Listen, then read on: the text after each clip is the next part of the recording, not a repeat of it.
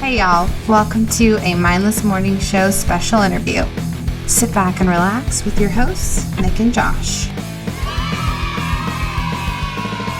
Hey everybody, welcome to another episode of the Mindless Morning Show. Today we are with our friend William. He's the host of the Outbreak Podcast. We're going to talk about his podcast, but this is our 50th episode. So we are also live streaming this, which doesn't mean shit to you right now because we're live streaming it back in time. So William, how are you, man? I am doing fantastic. How are you guys doing? I am doing quite shitty. No, I'm fine. It's amazing to talk to you because it has been so fucking long. We've I think you were one of our very first supporters of the podcast, like shouting out to us on your podcast and everything else, and it was just like a big deal for us. Absolutely. We wanted you forever, and we know though. I've been flaking hardcore. That's okay. For sure. It's okay. We know you've been really busy, and mainly we're here to talk about being a dad and a parent, which is why you have been flaky. You have recently just become one. Congratulations. Thank you. Yes, as of November, actually. And I think that's the earliest that we were talking about doing this episode. So maybe in a way, it kind of helps that I've delayed it for so long, because now with 4 months under my belt, I might have a little more to talk about.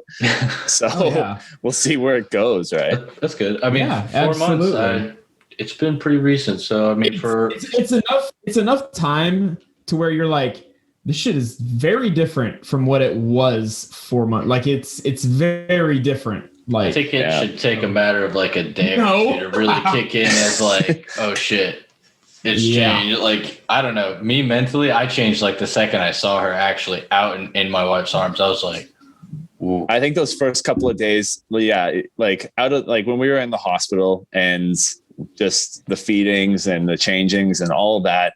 And as soon as we brought him home, that's when I realized like my life is not going to be the same anymore. Yeah, this is my life now. Yeah. The whole wave of different emotions that just roll over you when you have your first child. That's for sure. Absolutely. Yeah. So what were your wave of emotions? How did it ultimately make you feel? I'd say excited, nervous, anxious. Probably, I cried a couple of times, I'd say, in those first 2 weeks, just because, like, oh my God, it's a little like rough around the edges when he first came out. We weren't sure. We thought he had jaundice too at some point, and I know for new babies that's kind of a thing that occurs, and especially living up in Canada where we don't really see the sun all that much. So there was that risk. We had to bring him back and forth to the hospital.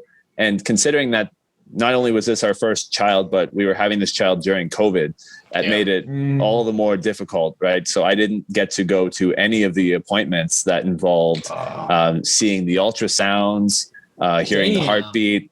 Yeah, I missed all of those. Even the one where they get to find out what the gender was. Like I wasn't even there for that one. So I'd be sitting out I'd be sitting either outside the hospital for about 2 or 3 hours until my wife came out, or I'd go to like the Tim Hortons here in Canada and just chill on the Wi-Fi and just watch some YouTube videos and hope to God that she wouldn't take like 6 hours. So holy shit. I would have been like FaceTime and like, show me the coochie. What's he doing down there? We should have, right? Yeah. Actually, the hospital we were at had exceptional Wi-Fi, so that's probably one of the only things that helped get me through that too, was that I could watch Netflix and not have any interruptions. So that's one thing about. Shut up, Josh. That's one thing about. No, I'm just kidding. That's one thing about like the everybody has a different story and experience, even though we literally all did the same thing. Mm-hmm. Stories like from every man and woman, really, is different, and that's what's so crazy because everybody's got their own like birth story, but it's all the same thing. But I just think that's amazing.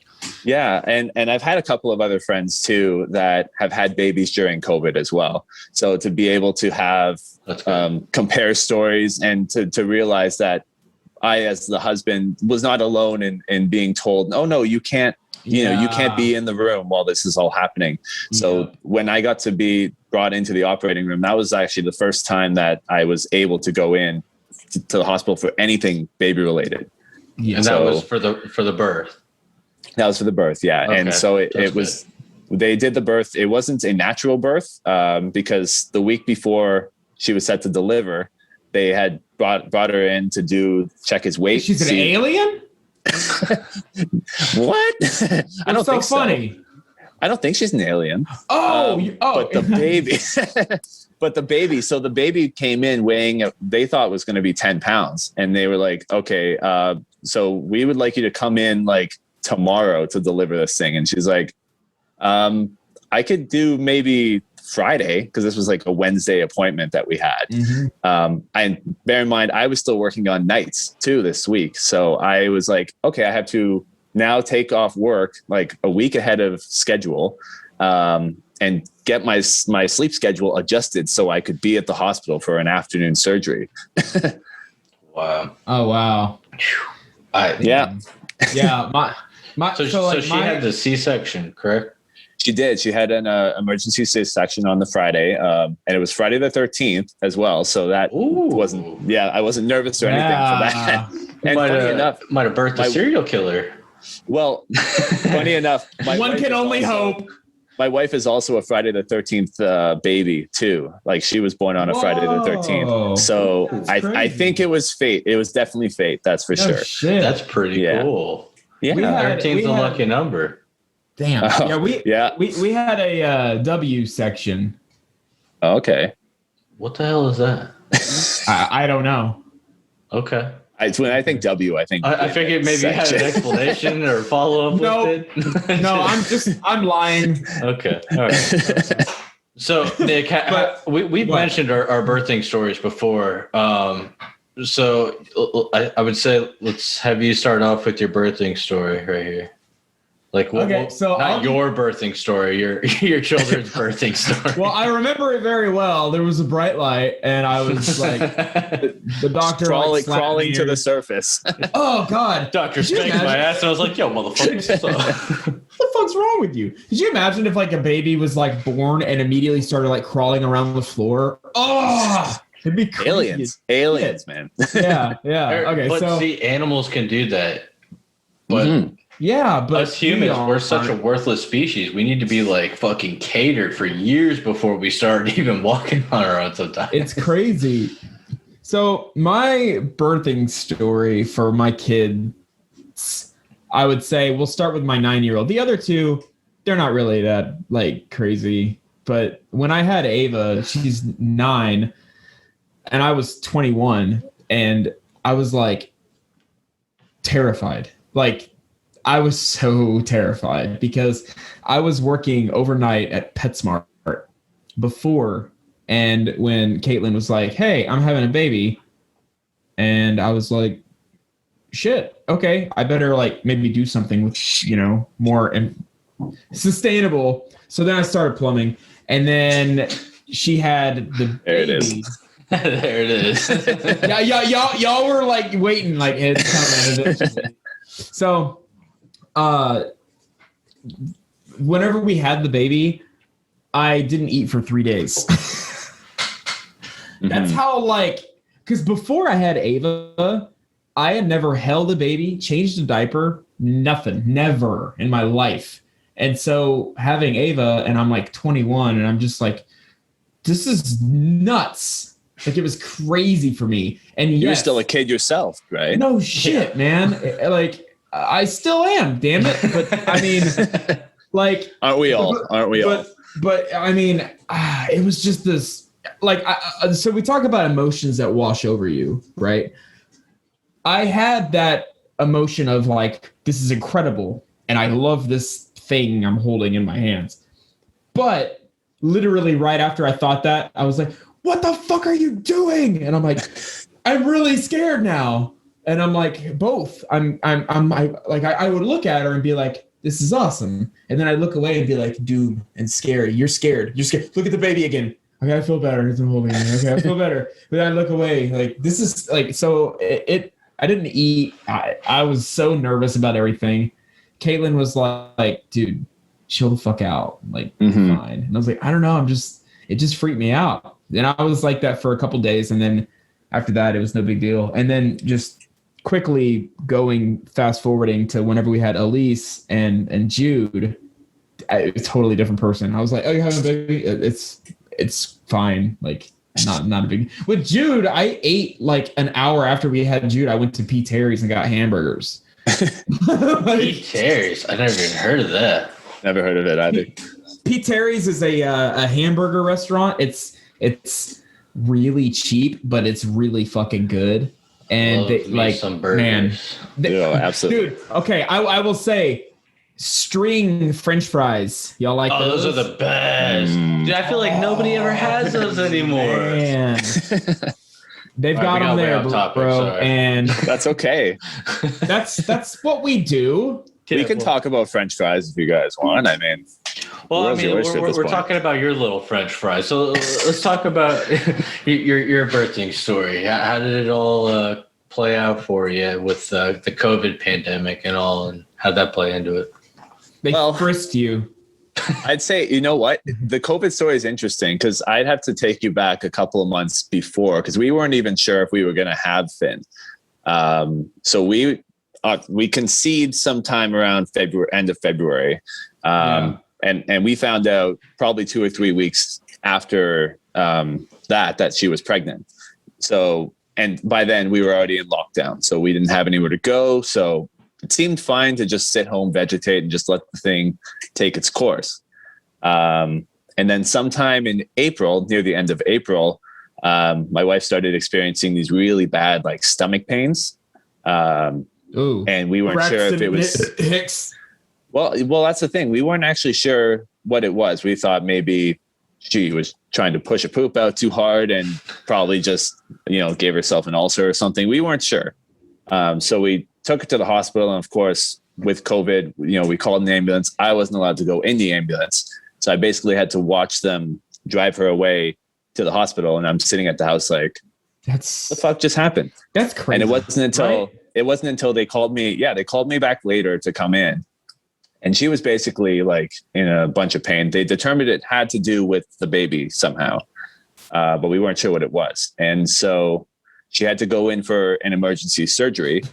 And it turned out that she was suffering from something called a heteroectopic pregnancy. I don't know if you guys have heard of that. What had happened, and they only told me this during the surgery. The doctor came out and was like, so, your wife's in surgery, and there was a baby still in the uterus, but there was a second egg that had gotten stuck in her one fallopian tube that basically ruptured on the table when we brought her into the hospital. Holy crap. That was what was causing all that abdominal pain. So they had to remove that fallopian tube. And I mean, she lost a lot of blood during the surgery. The only reason why they called me in, they had me sign all this paperwork. And it wasn't until afterwards that I realized that I was basically signing these do not resuscitate forms because she's an organ donor, and that if she were to die on the table, that they would have to donate her organs and all this nonsense. Oh my God. And I was Holy shit. I think I was the only person sitting in the waiting room waiting for surgery that had, because of COVID, they weren't allowing anybody into the hospitals, right? So I'm sitting here, I don't even know what the heck's going on. I didn't even know if she was going to make it out of the surgery okay. They were just asking if given the chance, do you want us to save her or the baby? Keep in mind, we're only 8 weeks into the pregnancy at this point. So I'm like, well, I can have another baby. I can have another baby. And I haven't really grown like this sort of attachment to an 8-week-old fetus, right? So I said, I would rather you save my wife. I've known her longer. I cannot conceive another child without her. Of course. And she's the love of my life, right? So it makes more sense for me to say, please save her. That's the ideal situation here. Luckily enough, she recovered very well. They had to monitor her closely. She became put on this sort of high risk list. We had to go to like the best hospital out in our area to sort of monitor and make sure everything was going well. And we didn't really come across any issues. And then Finn was born in November, and he's been a joy in our lives ever since. So it's been quite the story. It's something that if it could have gone a completely different way, unique. right? It's amazing. Yeah. Very Absolutely unique. fucking terrifying. The type of thing that would almost scare you away from wanting to try for another child. Exactly. So, or try for a child at all. And I'm sorry for our live viewers right now. Because, I already see them typing. Oh, no. All right. Never. All right. So What's happened? we got some live listeners that should become parents, and they kind of want to, but they're scared to. And I'm pretty sure I don't mean to scare just, anybody. I don't want to scare anybody. No, I think that was the icing on the cake. I think they just sat there, looked at each other, like, we're done. Wait, the chances of this, I want to scare them. Yeah. Sorry, the chances of this heterotopic pregnancy was like 1 in like 100,000 or something. Like it was like astronomical. And we just happened to be the unlucky ones in this situation that it happened to us. But they also did warn us too that the chances increase that it could happen again. So that's something we have to kind of bear in mind if we, decide to conceive again. They also said because it was 2 eggs, could have been twins, right? That my chances also increase that we could have twins again the second time around or third time around. However, many times we try to do this. So for now, though, we've got the one child, and we're going to enjoy him for a couple of years before we even consider trying again. So was this a planned thing, or did you guys have a number you wanted to hit? Now you're a little more concerned. It's funny enough. We were talking about an actual like rough plan. This was before we even knew that COVID was going to lock the world down. Sam, my wife, she plays rugby during the summer, and she wanted to play another season of rugby during the summer. And we were going to decide August, September, we were going to try to conceive and try to have a baby then. But we were having fun. So shit happens, right? And it ended up, we just had to kind of rejig our plans a bit. So it ended up being months earlier. But did you have like a number of kids you ultimately wanted, like 2, 3, or? Yeah, 44. My number is usually, it's somewhere between 2 and 3. It depends on which side of the bed I wake up on. I just, with all the talk that people keep coming at us with about the twin possibility, I've already kind of accepted 3 in my head as sort of an option. I actually, there's a family member on her side that they had 2 kids and then tried for another kid and then ended up having twins. So now they have 4 kids. And I'm like, oh my God. So if I want to try for twins, it better be now. And I don't want to have 4. Like, I feel like 3 is a little easier to manage, but again, that variable, that variable of having a twin makes it to where like after 2, that's it. Because that should, I'll be snipping. I don't want the risk of like 4. No shit. Because that's a big difference. And man, I don't know. Like you see those stories of those women that get like miraculously pregnant with like 4 fucking kids randomly, like quintuplets or something. It's like, whoa. That's what the reality television's for. That's I enjoy watching that reality television. Y'all want to hear something real crazy? Those shows give me anxiety watching as many kids. I'll tell you what. Yeah. Me and Caitlin, we've never actually like been physical with each other. And we have 3 kids because she wrote like a letter to the stork, right? And she told me that the stork is like, will bring the baby, like what we all knew.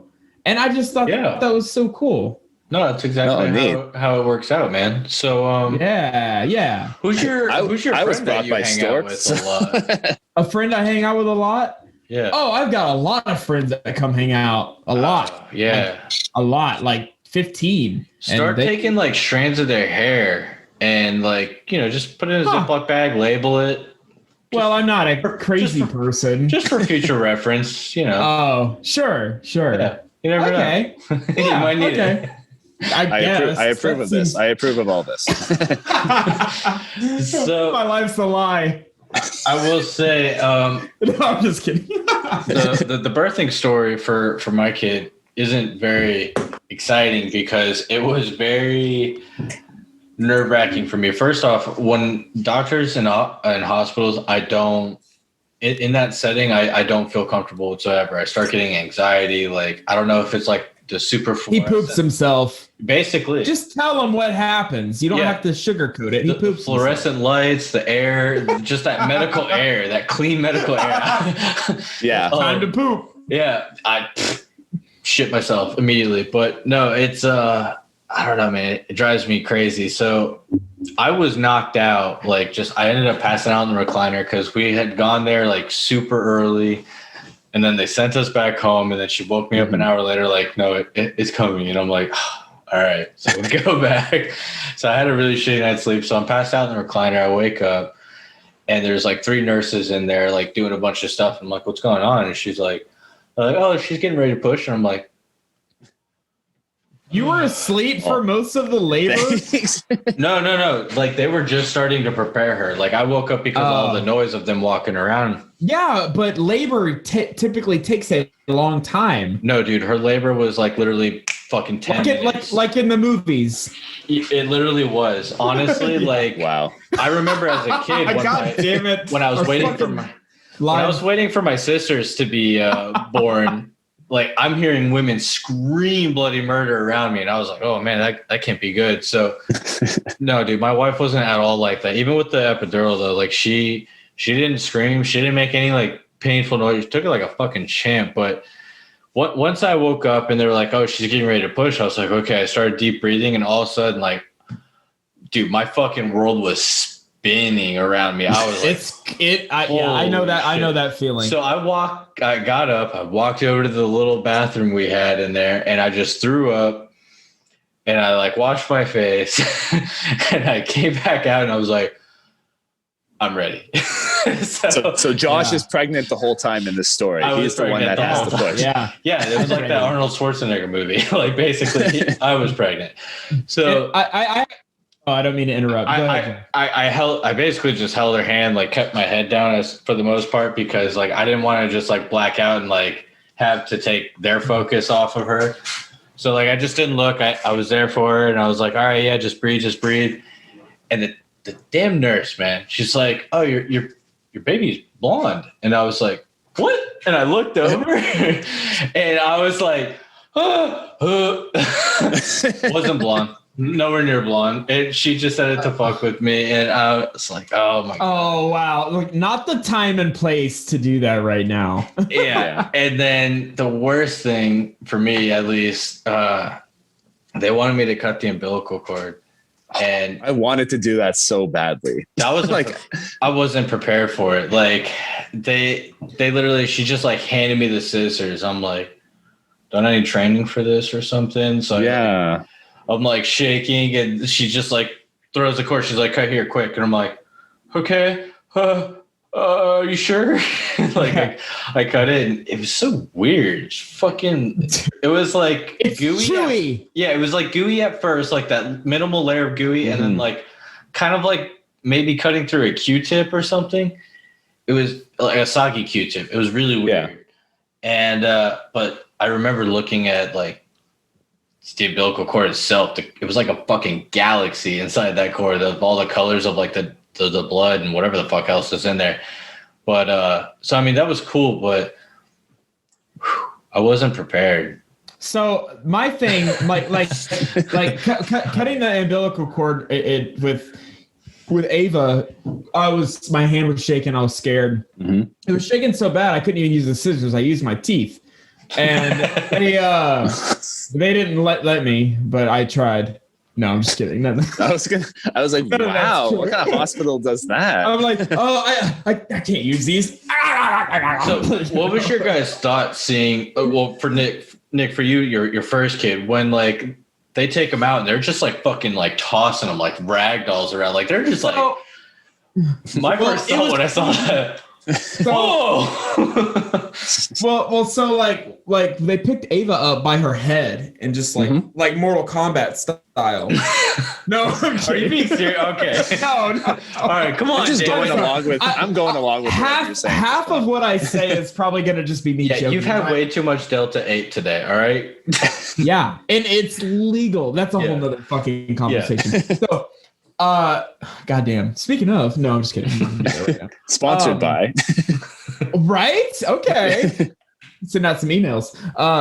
No, I know with the scissors they give you like those little hair cutting snippy scissors, and it's like it takes more than one cut. Yeah. It's like 3 or 4 cuts, and you're like, wow, that's weird. Now I thought about how funny it would be, and I feel like I would be this type of nurse if I was one, which would probably not be a good thing. But I feel like as they did it, I'd be like, oh my God, no. And like freak the shit out of the dad. Could you imagine? Dude, I'd probably pass out like instantly. Like just fucking be like, wait, what? Like, haha, another guy passed out. That's like 3 today. Yeah, I need some salt over here. Which reminds me of a joke. I wish I could take credit for this joke, but Dimitri Martin, stand-up comedian. Oh, I love that guy. Yeah. He's with the drawing pad, the big ass drawing pad. Yes, and shit. Yeah. So he talked about being an anesthesiologist, and he's like, I'd be the fun guy, like, all right, count down from 5, 4, 3, and then I'd be like, wait, no, right as they get to 1. Oh, last thing you hear before you go under it. Yo, that's how you like spawn those outer body experiences where they like feel everything, they hear everything, but they can't speak or do anything. That kind of shit freaks me the fuck out too. That's like why I don't. Yeah, I won't fuck with that shit. Like, dude, my wife's the truth. So this might be. Women are true. Fucked up. This might be fucked up to say. Yeah, absolutely they are. This might be fucked up to say, but I don't remember as much of the details with Elise and Jude's birth as I do with Ava. And I don't know if that's common or not. I hope Jen will say something in the live chat because I don't want to feel like a piece of shit. But like there are times. Well, you can't ask her. You would have to ask her Earl. Like she's a mother. She's gonna remember it. She pushed him out. Well, no. I mean, there are times when I'm like, when did I get this, or when did I do this? Was that during Jude's in the hospital or with Elise? I don't remember which one I did. Like I don't. Okay, so the question. Yeah, Jen, she had a C-section but missed the question. So go ahead.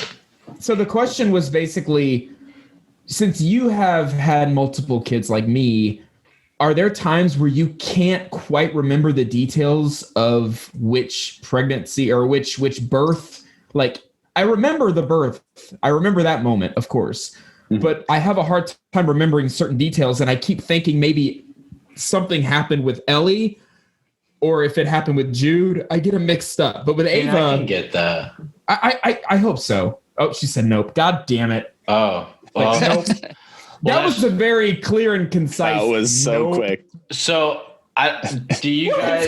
Nick, oh, come on. I will say there's no way I could forget, because what I did during that day, I have everything in the timestamps of what we did. I even have the time I went and I'd take a dump at 6 a.m. and everything that we did, finally able to sleep, and when she was born. Is this for your kid? Like, you're going to show your kid this later? Like, listen, at 6 a.m. on the day you were born, I was taking it down. I figured, this is this is the day you came to creation, to reality, and so this is what we did. Plus, it's more so for me, really, because I have a really shitty memory. I agree. I will be honest. I still to this day remember it like it was yesterday, because it was a big fucking deal for me. It really flipped my world the fuck upside down. Yeah, I mean, there's little things I remember even in the hospital still. The first time I changed his diaper, first time I put him in his onesie. There was one memory. The first time I cried over the baby, my wife was sitting in the chair with him and was singing to him. I don't remember what song that she was singing to him, but she's a really good singer. And I'm just sitting in the bed looking at her, just tears rolling down my eyes. And she's like, "What's wrong?" And I'm like, "It's just the moment I've been waiting for." In that moment, everything was perfect. Nothing could ruin that. It was I pictured it. It was something I'd seen in a dream, but it was actually happening in front of me. And I'm I wish I could just pause this moment and just put it in my back catalog and I'll just remember it and keep going back to it time and time again. Cause it's like, you know, despite everything else that happened, like, you know, coming in and out of the hospital with him, like that's one of the first things that was like smiling, crying, like everything was hitting me all at once. I gotta say, like, I was going through way too many emotions to actually like really hone in on any one emotion. I couldn't bring myself even to cry when she was first born. Me too. I didn't either. Yeah. There was just so much, and I saw like her face, and like she gave this like really like mean mug looking face, and it was kind of funny. So like I never cried in the beginning. It wasn't until like I had like some alone time with her. I'm sitting with her, and she's sleeping in my arms, and I'm watching her, and she like has that random smile. And that's when I was like, oh, like, all right, fuck, I'm getting sad thinking about it now. Honestly, like she's so big now. Fuck. It makes so much sense because I mean, in that moment, you know, you delivering, pushing the baby and all that stuff with all the doctors, you almost don't have any time to really stop and just sob because you have to be there. You have to be wonderful point you make here, because I had 3 kids. 3 very different experiences as far as the hospital goes. When I had Ava, sorry ladies, not me. When my wife had Ava and I was there tagging along, hanging out, providing the back rubs, yeah.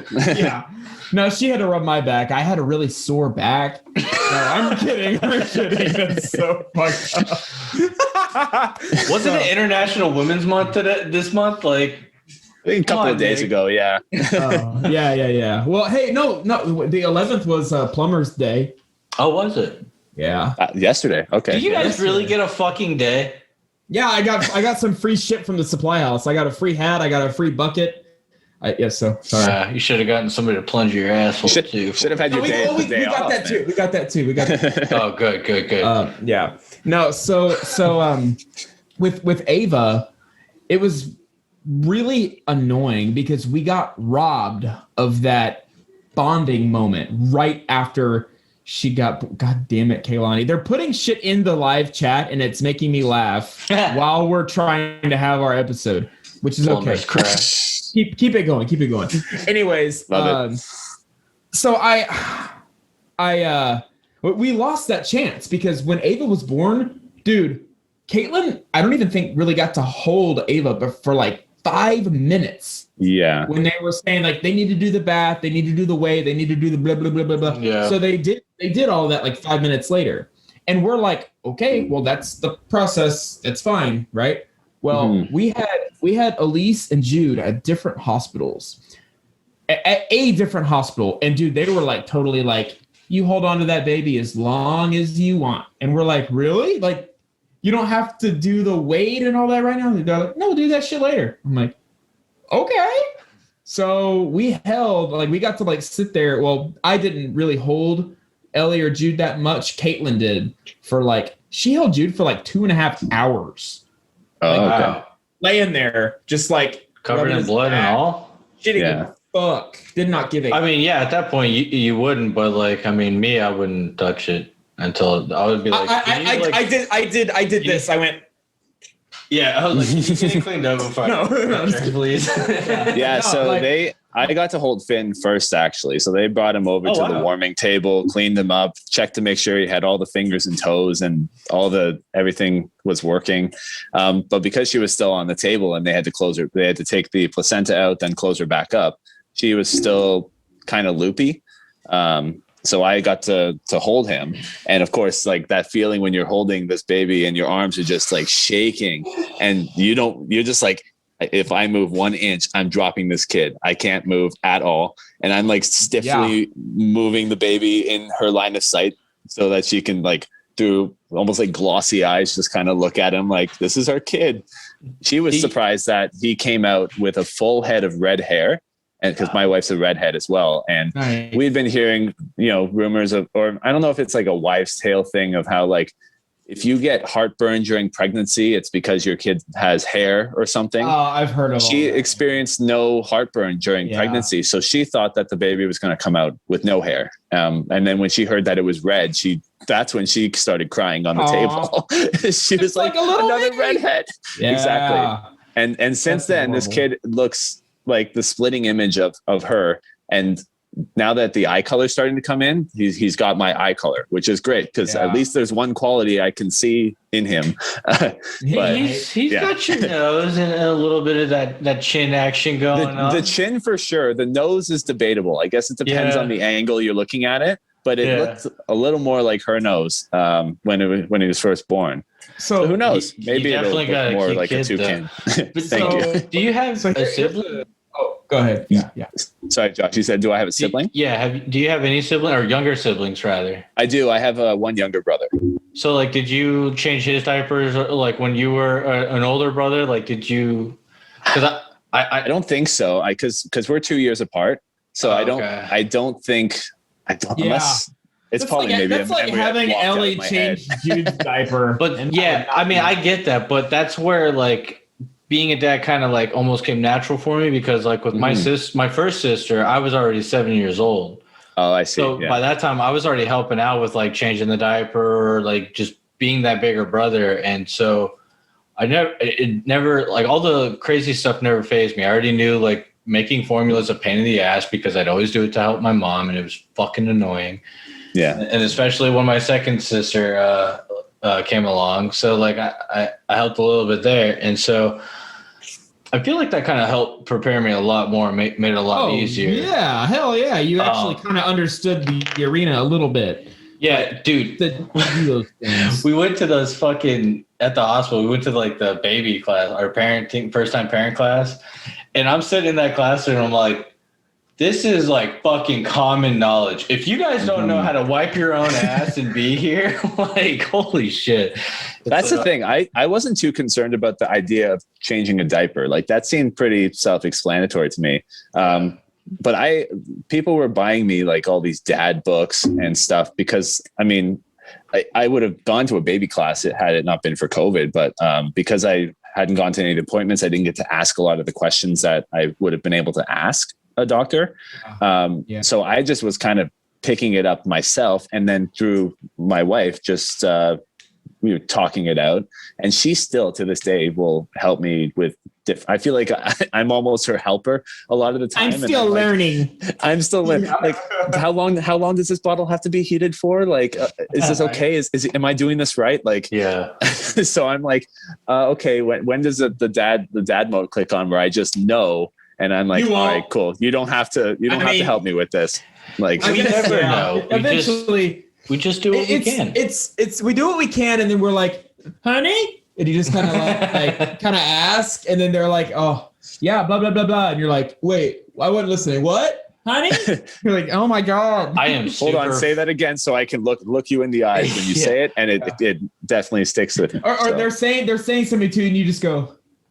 And I go back to watching my show or something. Yeah. What you're saying is kind of boring. Anyways. Wait till the commercials. I will say though, I am so thankful that my wife is a nurse because it makes everything so much easier. I don't have to worry about nothing. Like if something is like even seemingly weird, I'm like, hey, this happened today. Like she was doing this. What does that mean? It's like she'll figure it out. Yeah, definitely. So she could have cut her own umbilical cord and known how to do it and everything like that. Like, oh yeah. Basically, like she's pretty sharp there. So yeah, she definitely does. So here's a good question for you. What did you guys spend your ability points on? Or what? What did I spend my ability points on? When you have a kid, you level up. I spend mine on luck. Like I have an increased % chance of finding spare change and money on the sidewalk. I threw my ability points I threw them up in the toilet, so I didn't get any. Well, I mean, you get one per kid. And I think I just pocketed mine. I'm waiting to get a bunch so I can spend them on a bigger prize at the end. I enjoy the luck. The luck one is good. You can get a % chance in finding spare change or money, or a % chance of like laying down in bed with your wife and be like, hey, do you wanna? And they're like, just make it quick. Like a % chance that's like better, you know? So it's worth it. It's worth it. The naked man. It never fails. Yeah. And then the third one I spent on strength, and it's not really panning out that well. I mean, I guess I don't know if it kicks in now or later, but whatever. It's only when you use the jackhammer. Oh yeah. Oh, yeah. Those things aren't as heavy as they were before I had Jude. So okay. I get it. I still find them pretty heavy. I stay away from it. Yeah. I mean, we kind of like got so into dad talk. Let's really quick. Let's talk a little bit about you and like what you do. I mean, you're at work, so like what is it you do, dude? Right? Yeah. So I work in a plant that makes stones, like patio stones. We make fire pit stones, retaining walls, all that sort of thing. And I kind of stumbled upon it. Not on I wasn't really looking for this line of work, because I went to school, studied journalism and film and television. So I'm basically as far away from that as possible. And it wasn't really on purpose. It just, from where I live just outside of Toronto, which is one of the major cities in Canada. And that's where a lot of the jobs for journalism and film are. But yet I live in kind of a smaller country town, and the commute is about like 40 minutes there, 40 minutes back.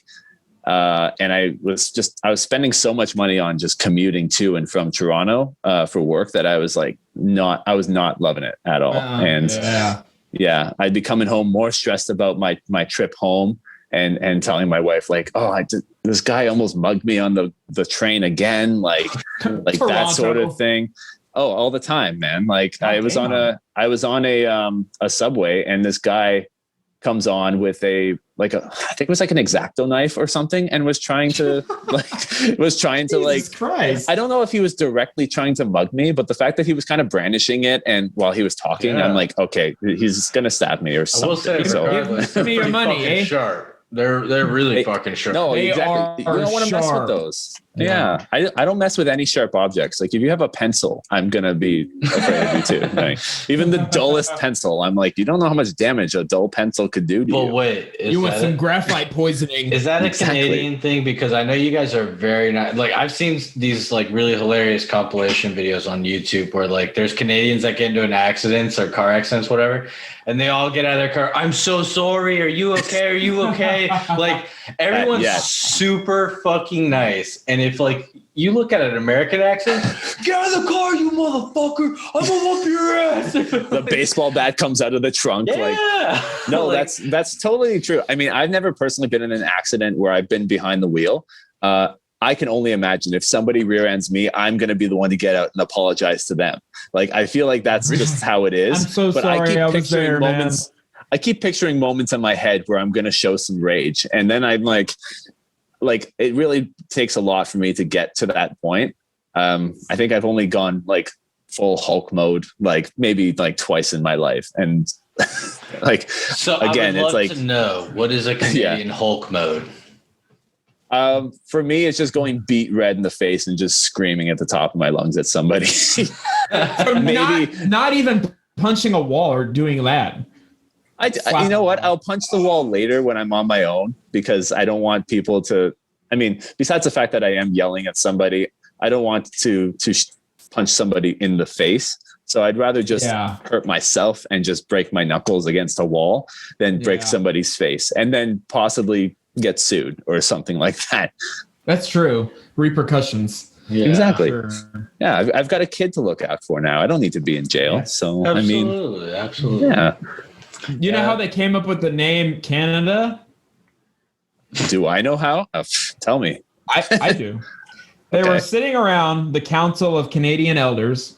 This is before they had that name. And they said, hey, what are we going to name this place? And the one guy said, how about a C, eh?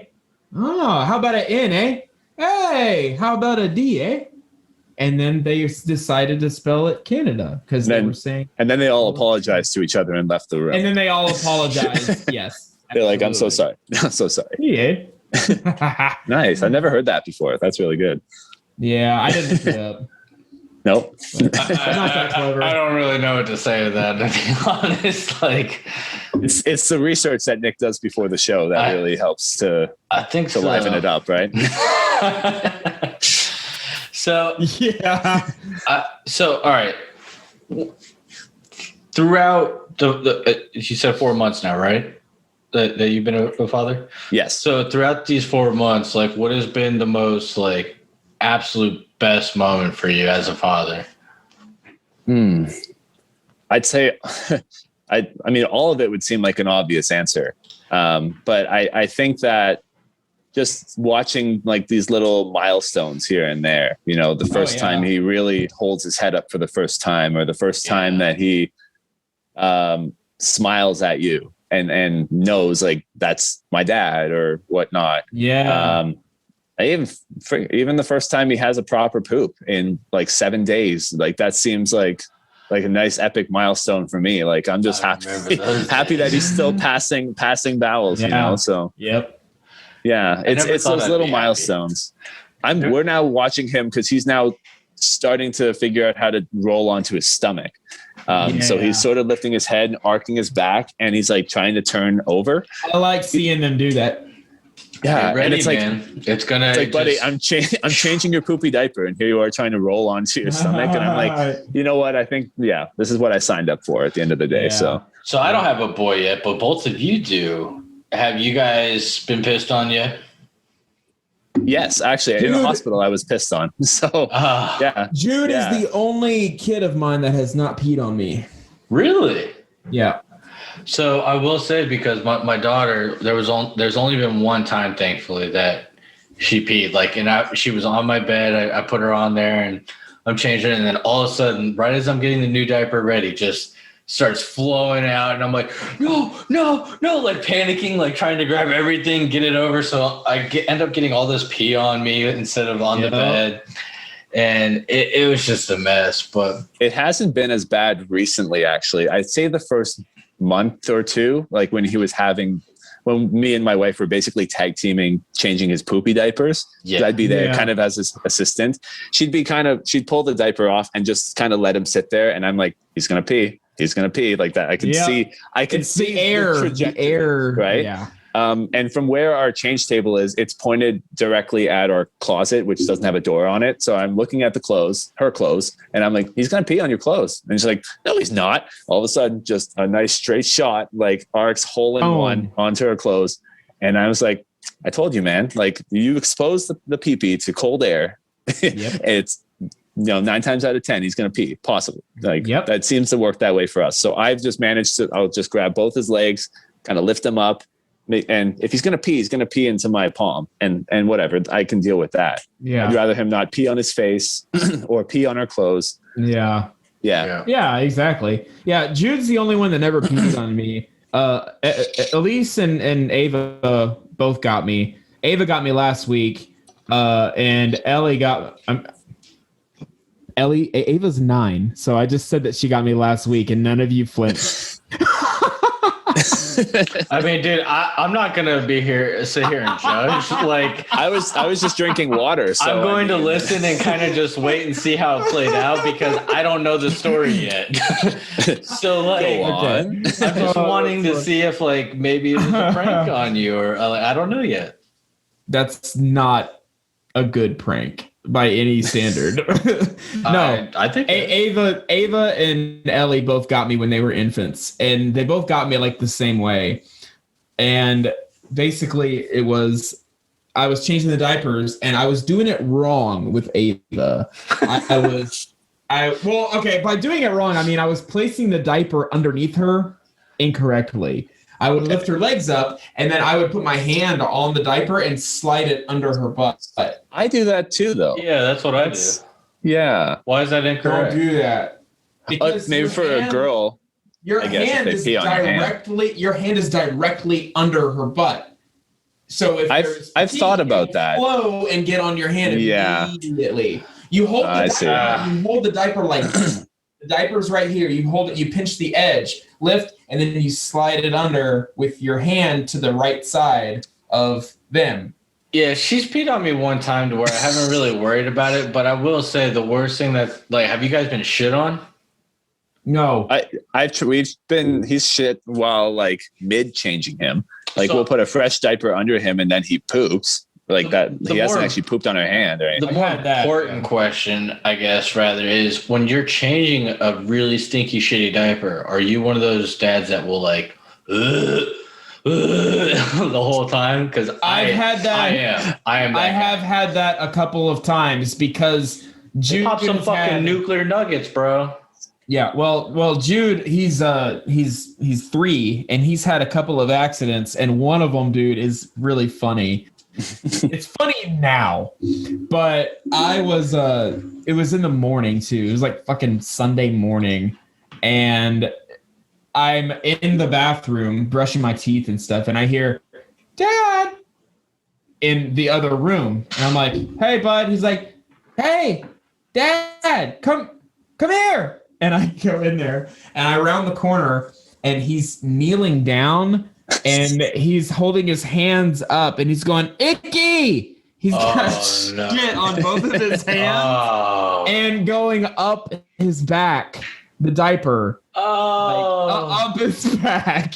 And he's like, "Icky!" And I'm like, "Oh my God." Okay. But you're right, that is icky. Let me go get your mom. I'll be right back. No. I can't. Like, I will throw the fuck up. I'm worthless. Yeah, it was Caitlin wasn't home. She was taking Ava to one of her she had like a nature class that day. So she was gone. And I do have one of those masks, those nice masks with the little cartridges. I use that sometimes if I have to. See, I use them at work, and I've thought to myself, like, I could just bring it home for COVID purposes. But like, yeah, no, I mean, I've never thought to do that. Like, the initial smell will get me. I'll be like, "Ugh," and then I'll look at him, and he's smiling at me. You know, he's like, yeah, he knows what he did. And then I'm just like, I just kind of go into, clean the poop mode. It's quick and, fast and easy, I guess. Yeah, and not too bad. And there's only been the one time that like I got shit on while I was changing her. She kind of took like one of those projectile diarrhea shits where it's just and it like kind of went on just to my leg, but I felt the warmth and I smelled it, and immediately I was like, like just terrible. I was like trying as long as it's not on your face, man. Like, that's the one thing I get scared of. It's like, if he somehow shits on my face, throw it directly on her. Yeah, I would have done it directly on her to like kind of give her like a taste of her own medicine. Like, how do you like that? How do you like that? Now we're both disgusting, and we're not. Yeah. Now we both need to get changed. Let's take a quick break, real fast, and we will be right back. Okay.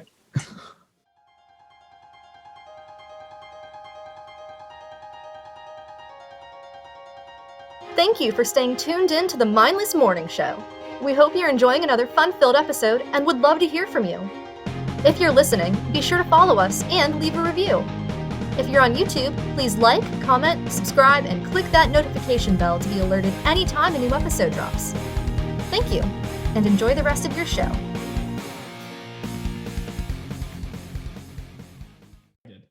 Hey everybody, welcome back to the Mindless Morning Show. We're still here with William, and we are going to answer some listener questions now, and pretty exciting. So firstly, and obviously these are about like fatherhood and whatnot. So what's the most bizarre moment as a father you've had so far? Ooh, oh man, that's definitely one I'd have to think on, because I mean, what is technically bizarre for a kid at this stage? I feel like a lot of the things that the kids do could be considered bizarre. Does your kid climb up walls? No, he doesn't climb up walls yet, but he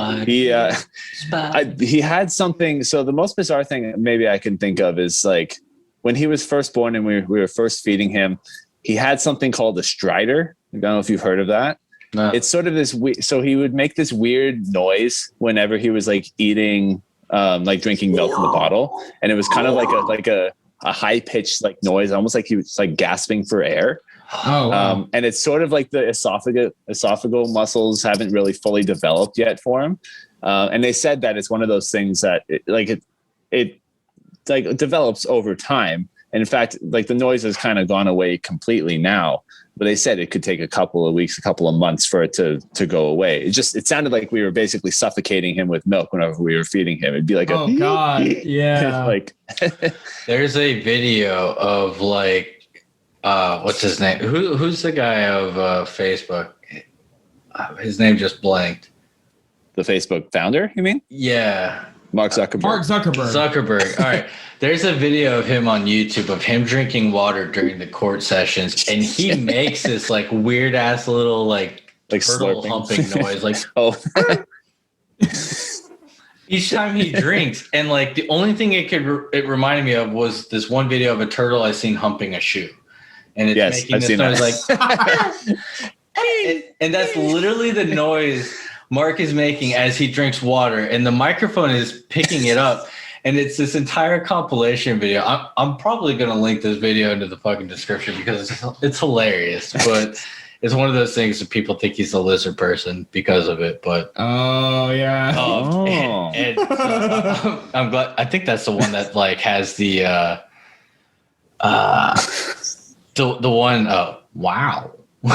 The little turtle sex scene that just was posted in our live. Owen Wilson. Wow.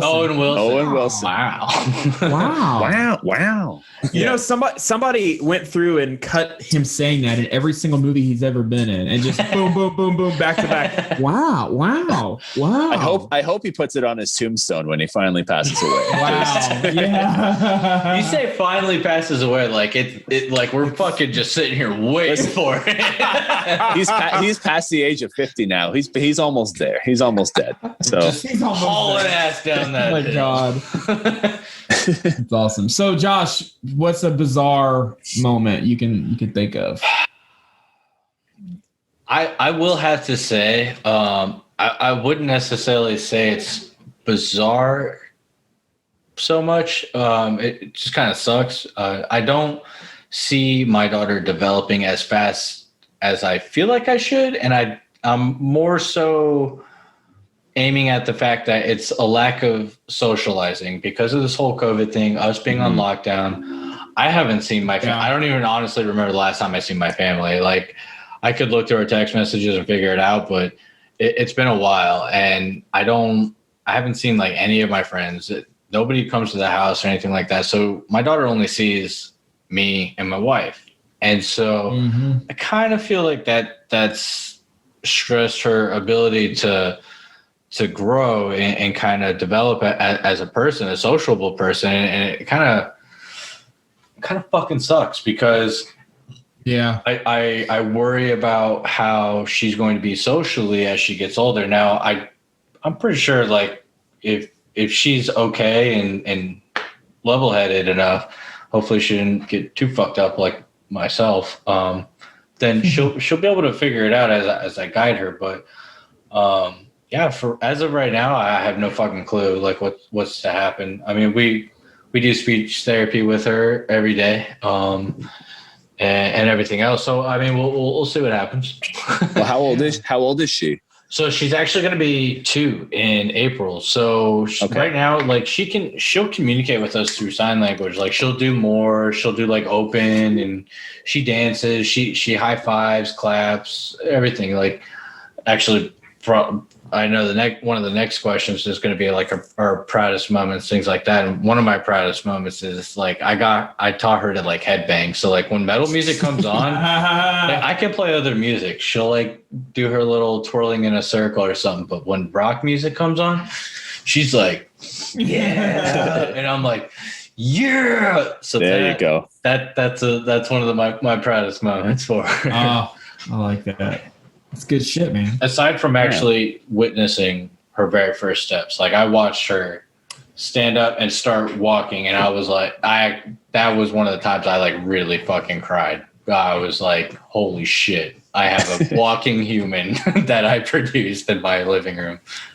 And it probably very quickly will turn to running too, because I hear once a kid starts walking, it's only a matter of time. Like they'll be running quick. It doesn't quickly go to just running. It goes to climbing. It goes to fucking getting into everything else. It get like the world fucking opens up once they can walk, dude. Like, it's unreal.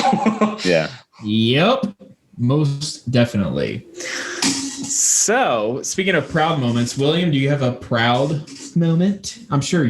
It's like I think that was a my good proudest poop. moment. I'm pretty proud. Yeah. I mean, I think a number of them I already mentioned, but I think the one that still gets me and I still smile is just being able to get him to smile. Just whenever I can get, and it's like, okay, I'm on my way to work. I'll lean down and I'll be like, okay, bye, buddy. And he's like, and like it gives me a smile. And my wife will look at me and she's like, I could never get him to smile during the day, like blah blah blah blah blah. And I'm like, that's because you're a frigid bitch. Oh my god. Hey, you said it, not me. Yeah. No, but Terrible. Yeah. So sorry. I don't know. Maybe it's because I get to do all the fun stuff with them. I like the feeding the bottles and being goofy and stuff. So I don't know if maybe that's why. And that's to say that my wife doesn't get him to smile when it doesn't take much for a kid at that age to smile. You just have to kind of lean in. You got to smile. You got to raise your voice to an octave that's higher than, normal. I noticed you mentioned in the servers often that you love how often, like when you come home and he's doing his coos and stuff like that. He's just, ooh. Yeah, I love those noises as like a little infant, those little noises and faces they would make with their lips, like just trying to learn their motions of like facial motions and how to structure their lips for speaking. Well, it's as if he's having a conversation, right? And so he'll actually stop when he hears me talk to him and start asking him questions like, oh, how was your day? Wow. It's just the lips. And it's like he's trying to form words. Yep. And so I just kind of roll with it. And I'm like, okay, cool. Yeah. It's great. Absolutely that magical moment. Here's the progression. It's like, I want a snack. Fuck you. Make me a bicycle, you clown. Yeah. I want a snack now.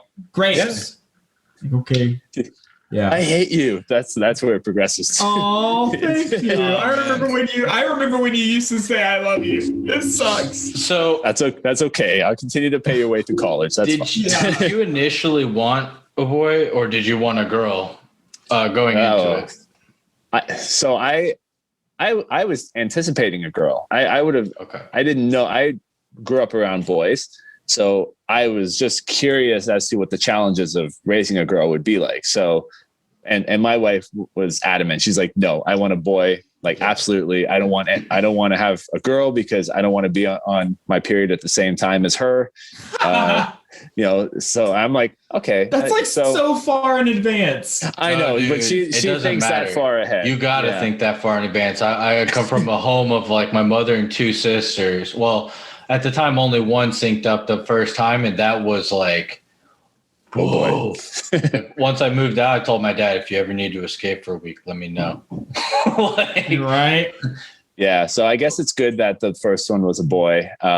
And honestly, at this rate, if the second one's a boy too, I won't be bothered. But I always imagined that I was going to have at least like one of each. Maybe the third will be an alien. Who the heck knows? Perfect American family. I gotta say, I was absolutely terrified at the fact of having just the idea of having a girl freaked me out. I didn't want one. I wanted a boy straight up. And because you were familiar with you as a guy. Well, absolutely. I felt like it would be easier for me because me growing up as an older brother of sisters and being protective and kind of always being shut down by my parents, like, oh, you don't tell them how to live their life, this, that, or the other. Like you don't have that place. And so like, I kind of had like the brother role stripped away from me in a sense by my parents because they were like, I don't even know what the fuck they were doing. They're being protective of her or what, but whatever. Apparently I wasn't enough or I was being too overprotective.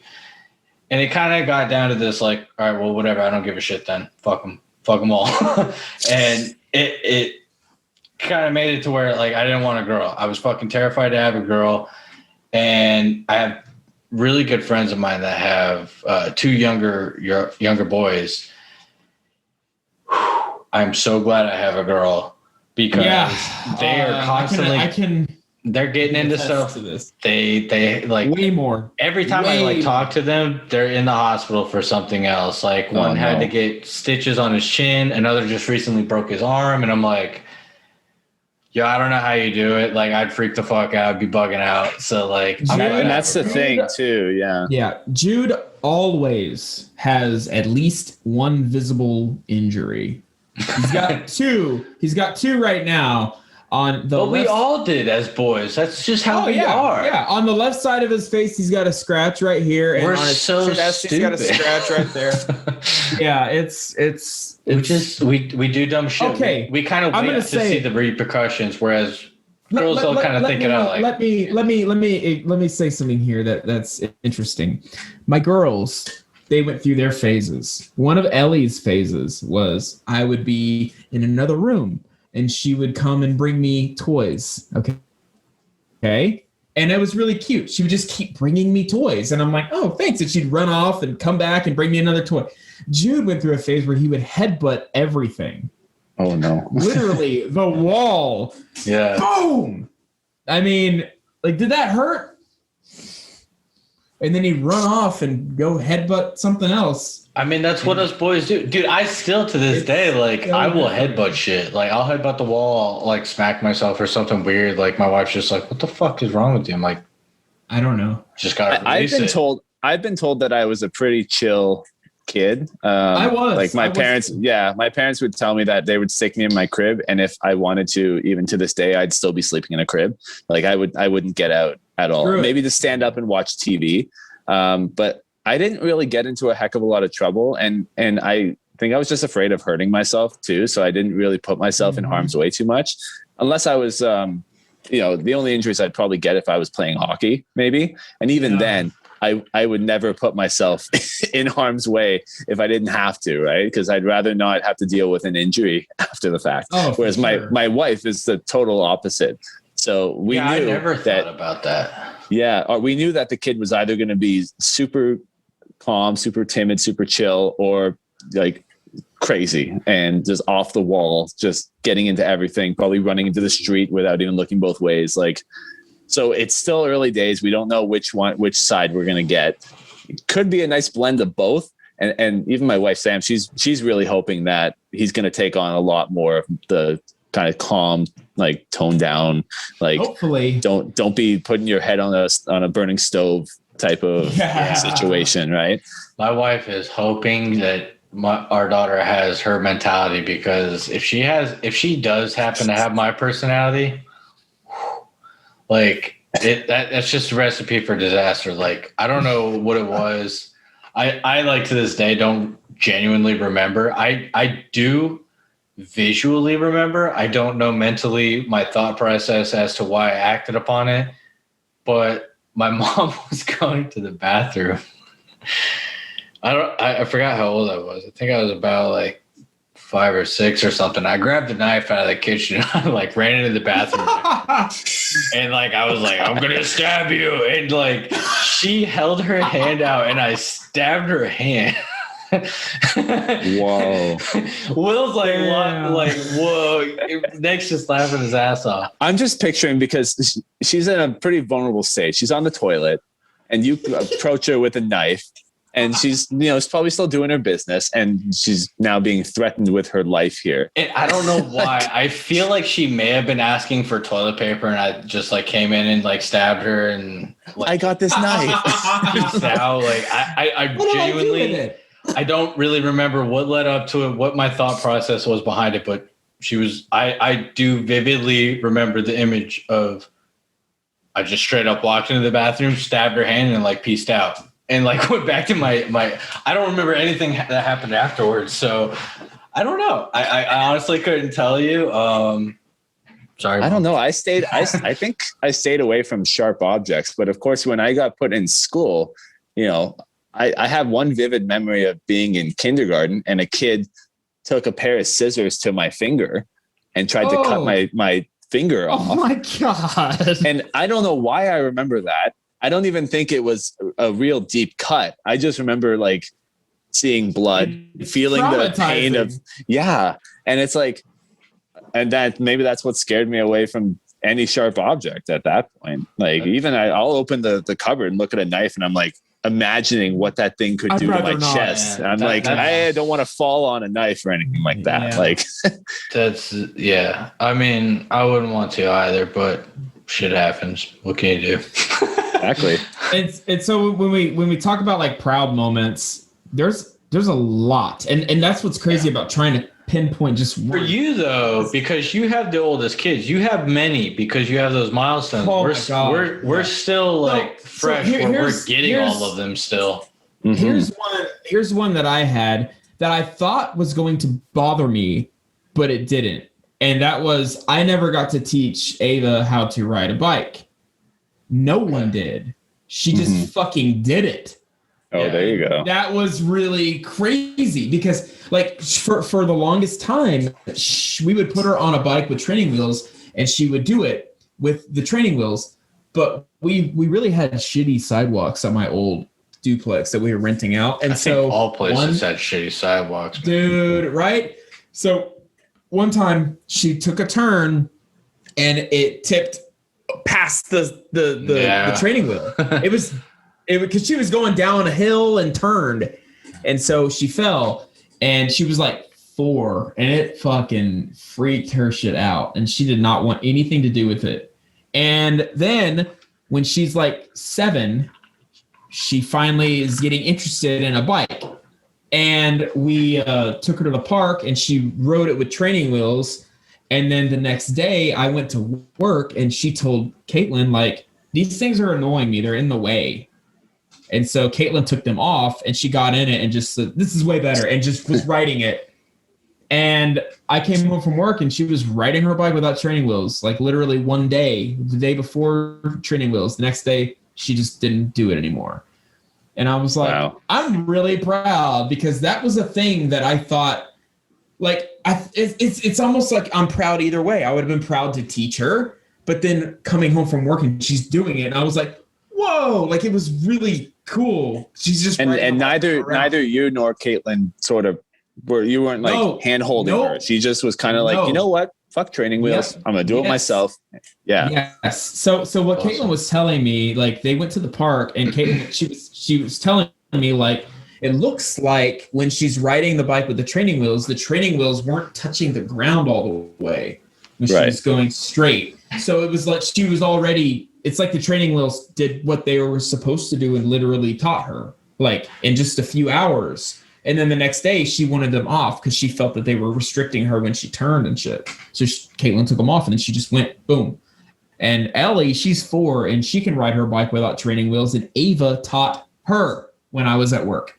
Nice. And I'm like, dude, this is crazy. Like, I have 3 kids, and I have yet to teach one how to ride a bike. Humans are crazy.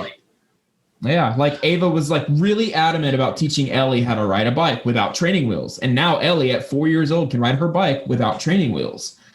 Yeah, I was awesome. Like, that's fucking crazy. I remember one of the first times I was so excited as a kid to not have training wheels and just ride my bike, doing my thing. My dad was out front sitting on a chair watching me ride my bike outside in the street.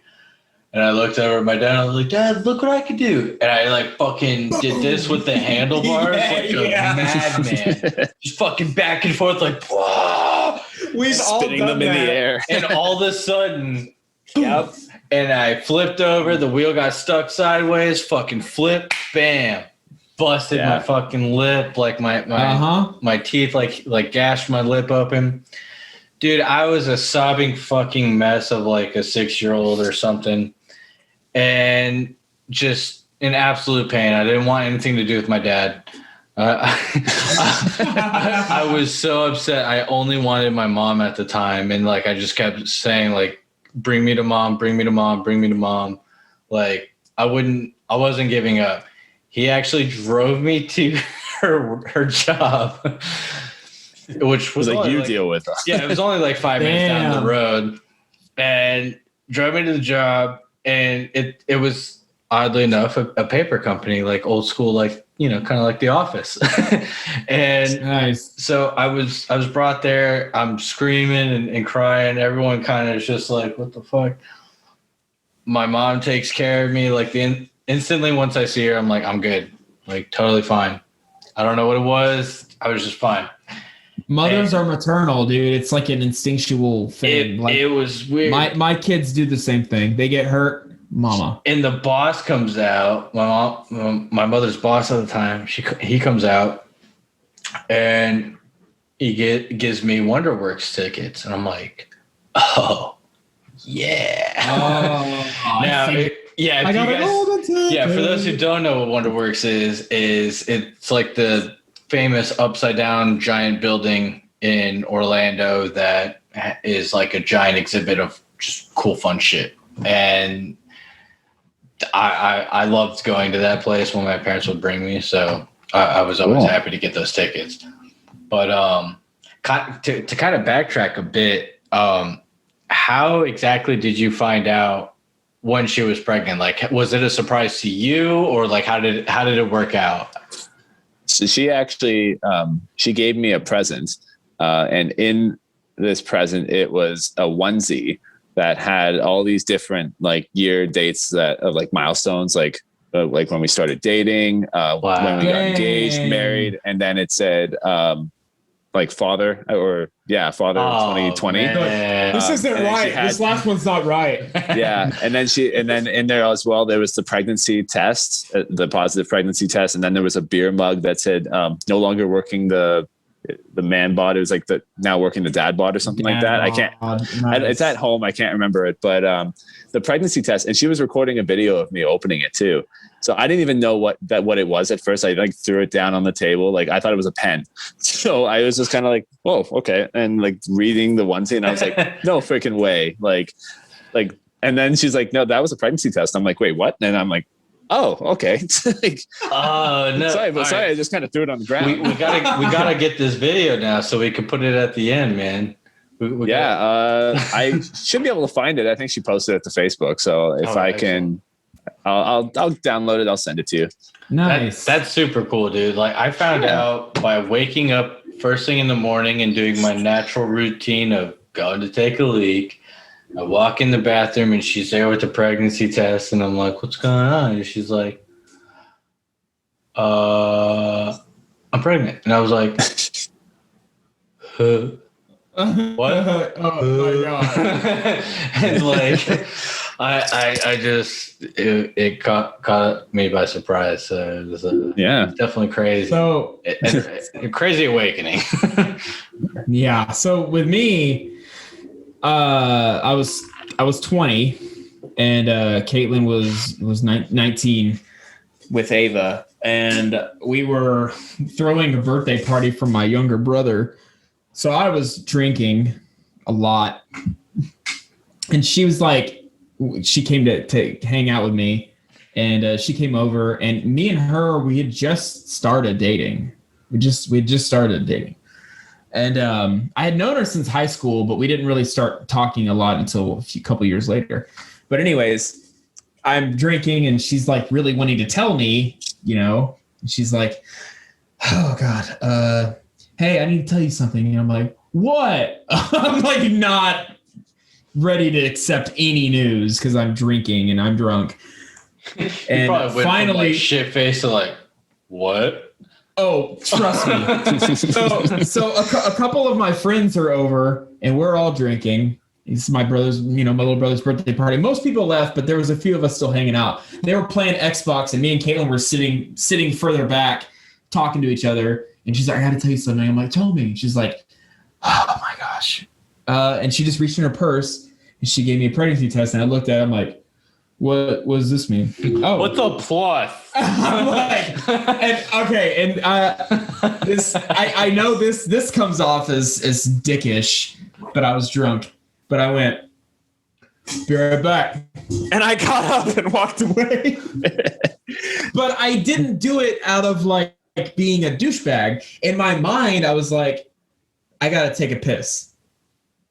And I was like, I got to take a piss. Like did you actually register that the fact that pregnancy said positive, and then you took the piss, or like it just didn't register with you and you had to? Okay, it registered, but since I was drunk, it registered in a way that was like, this is fine. I think that she was handing him the test so that he could take the test himself. Oh, All right, yeah. so I'll take the test. That's what I'm thinking. All right, I'll go take it. Yeah. Well, no, it said plus, and I'm like, I'll be right back. And I got up and like left. And if I pee on it too, will it still say plus or will it switch to minus? I took a leak and I was washing my hands and I looked in the mirror and I saw my reflection. It was like a weird moment because I was thinking about it. I registered. I knew what it was. Is this one of those moments like your reflection was doing something different from what you were doing? Like you were talking to my reflection was doing this. Idiot. No. And I actually said it out loud. I was like, you're going to be a dad. Like I literally said it to myself in the bathroom. And then I walked back out and I sat down with her and I was like, okay, well, I mean, we'll talk and we'll do whatever we do. Like it's fine. Mm-hmm. Like I took it really well. And I don't know, maybe being drunk helped because it put me in a mindset of like, everything is fine. Cause that's how I am when I drink. I'm like, drinking will help you a lot. Like well, I had to go out and drink to like fucking process it. The next day I woke up and I'm like, oh my God, I'm so scared now. And it really hit me the next day. But it turned out fine. And with Elise, so I'm jumping forward quite a bit, but I kind of wanted to get to Elise too, because we planned Elise, we planned her. And when she decided to she's your third, right? What? She's your third? Your third and final? No. Elise she's my middle. Oh, okay. Yeah. I thought Jude was the middle. Okay. No, Jude is the youngest. Okay. Come on, Josh. Josh, keep up. What's going on? Dude, there's so many fucking kids in all these groups. I don't know. This is what's funny. This is what's funny about me and Josh's relationship. We talk so much about so much except our own actual lives. This is actually very fucking true. I know. I don't know anything about Josh's family. I don't know much about my own family. It's fine. Yeah, I figured. So with Ellie, we planned her. Okay, so Caitlin planned her last day of her birth control, and she's like, I'm done, and I'm like, okay. So, take the pants off. Let's get this going. Right. So like pretty much when we decided to try, right after we tried, I laughed, and she's like, what? And I was like, you're pregnant now. She's like, that's not how this works. And I'm like, I know you are. You are. It's fine. You're pregnant now. And I just, in my head, I'm like, I know she is. Like, I just know it. And not that long later, I got home from work and I was taking a shower and she opened up the door and she's like, hey, babe. And I'm like, what? She's like, guess what? And I said, you're pregnant. And she's like, yeah, damn it. Yeah, I am. And I was like, you want to go eat? You go out to eat? She's like, okay. Like, it was just like, I didn't even, she didn't surprise me. I knew. I was like, no, you're pregnant. And she's like, God damn it. Like, I wanted to tell you. So here's how that happened. When you were first talking about Ava and you looked in the mirror and you looked at yourself, you were actually seeing that third eye open up. And that was basically foreshadowing. You would be able to predict future children and when they would come about. Maybe possible. Maybe. And then so we were planning on being done after Elise. So that didn't happen. So what happened was we planned on being done and we scheduled my vasectomy. And Caitlin was talking and she's like, well, I don't know if I'm quite ready. Like, I don't know. And I was like, well, okay, that's fine. So I ended up canceling. And then months and months and months went by. And then she's like, okay, you know what? I'm good. Like, I'm good with our girls. I was like, yeah, me too. So I scheduled it.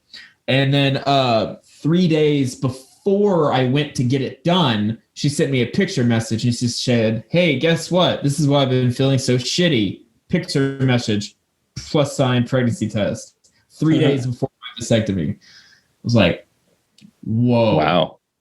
Okay. And we were like, well, she was like, shit. And I was like, oh my God. because like it's weird because we've had 2 already, so you'd think we'd be like it's fine, but we were at a moment where we were starting to plan things further on and stuff, and so having a 3rd kid wasn't in our like plan of what was going to happen. Obviously, we're fucking super stoked that he's here, like obviously. Yeah. But it's funny because I still got my vasectomy, right? And I know that some people were asking me to tell my vasectomy story because it's kind of funny and weird because a lot of men actually are under for it. I didn't know that until I went to get it. Like a lot of men go under. They're not even conscious for it. I didn't think it was that big of a fucking deal. I wouldn't even fucking go for it. Yeah, see, Josh is like that. You're not putting a scalpel up in my meat bag. No, you tie those tubes up or something like while you're in there. Fuck that. I would definitely ask to be put under for sure, if anything. Oh, babies. Yeah, same thing, dude. Like I said, I can't even sit in a fucking hospital waiting room without like having a panic attack. It was so not a big deal. I was like making jokes and shit with them, but I guess it's just how I am. Dude. So nothing, no sharp things around my dick. No thanks. So it's funny because they did actually cut it off. So I give you credit for that. Just go on down there. Go on. Okay. No. So you look like a Ken doll. Yeah. That's kind of nice and smooth. Nice and smooth. I kind of want to I might actually subscribe to your OnlyFans now. Knowing that, I just might. So I was laying there and they were doing what they were doing. I know what they were doing.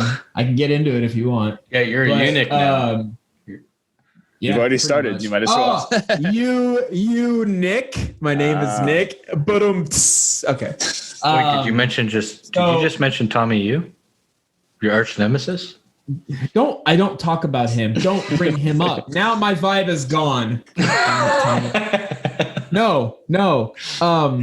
I was there and then I said, it was kind of quiet and I was like, hey, you guys want to hear something really funny?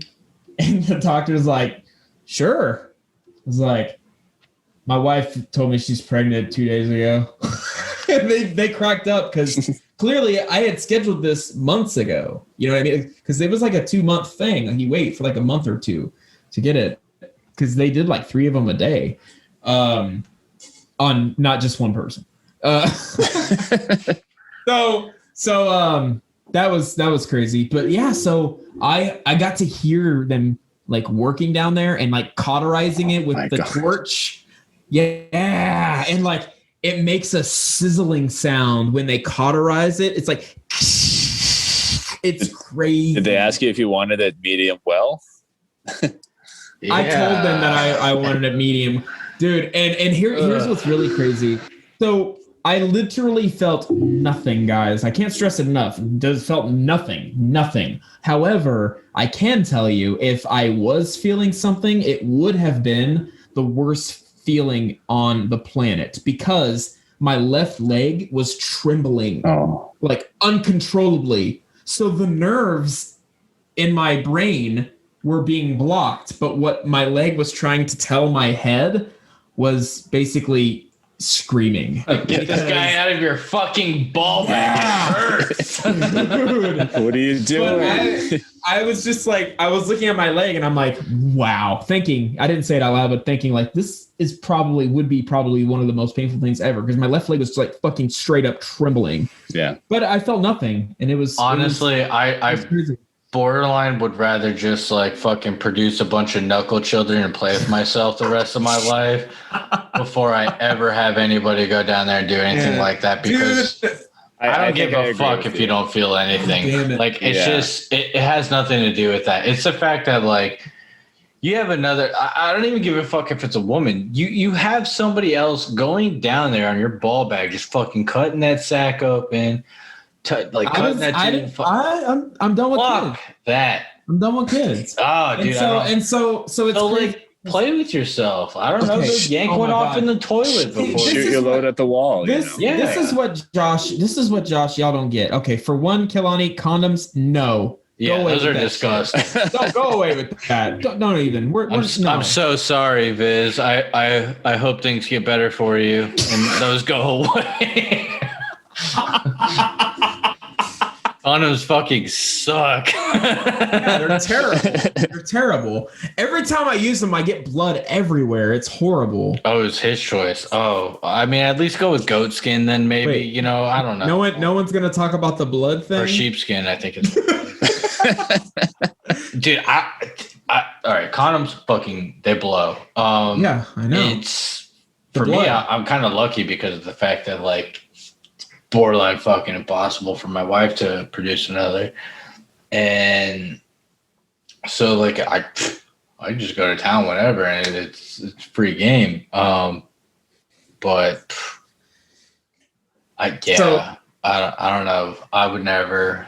I would never get that procedure. See, here's like the crazy thing too. You get the vasectomy because like, okay, like I cheat a lot, right? So I don't have to worry about getting anyone else pregnant. Okay, that's cheat a lot. Yeah, I'm not even gonna look at this kid that's going on right now.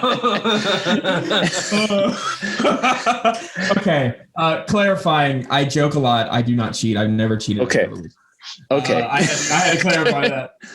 Thank you. Because I don't know, most people know me by now, but I still, that's like a big thing. Like you don't want to, I don't know.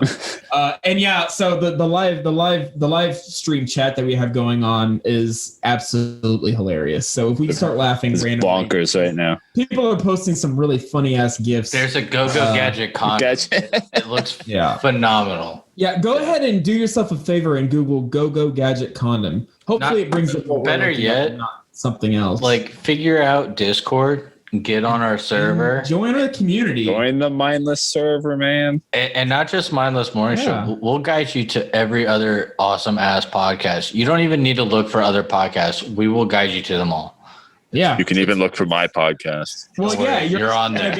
Yeah. Speaking of, no, before we do wrap up. Yes, because this is actually that whole thing is going to be posted the same day this drops. So yes, we could talk about this phenomenal project that this community put together for us. Well, yeah, I wanted to talk about William's podcast. Okay. I thought you were talking about the.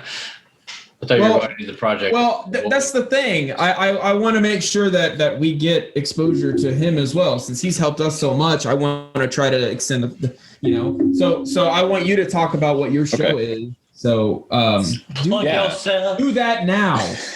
Sure. So my podcast is called the Outbreak Podcast, and it's basically like almost like your general go-to for like gaming, film, television news, any other internet related stuff, whatever kind of comes across my screen, something that I feel like I could talk about for anywhere from like 2 to 5 minutes, because my episodes are fairly short. Like I think the longest episode I've recorded is like a 57-minute thing, but they tend to be pretty bite-sized, anywhere from like 10 to 20-minute long episodes. So it's quick. I go through, and it's just me. So I'm basically bantering with myself a lot of the time, which is a lot harder than it looks, actually. Oh shit! Yeah.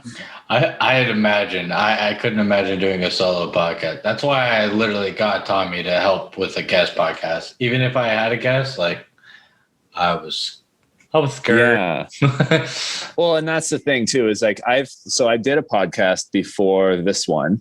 I might have mentioned it on my last episode. It was a podcast I did with a few friends a couple of years ago, and it was 4 of us, and it was the same format as the Outbreak Podcast.